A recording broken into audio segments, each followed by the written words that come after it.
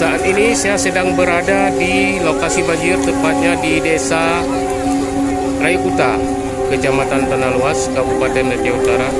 Kita lihat pemukiman penduduk saat ini sedang direndam oleh banjir yang kian naik, yang airnya datang dari Sungai Kertong.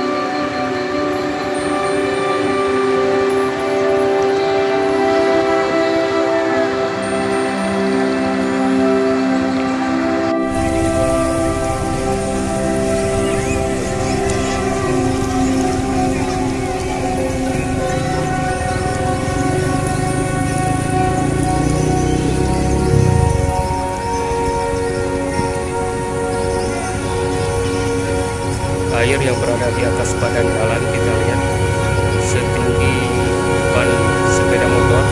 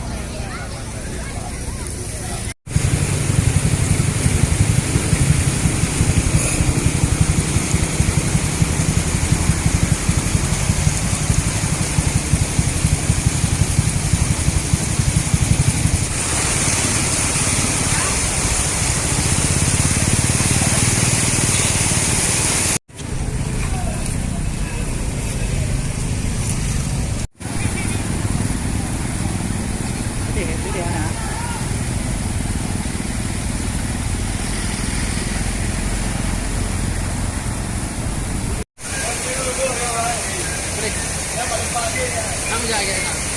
Đây thì đưa lên như vậy.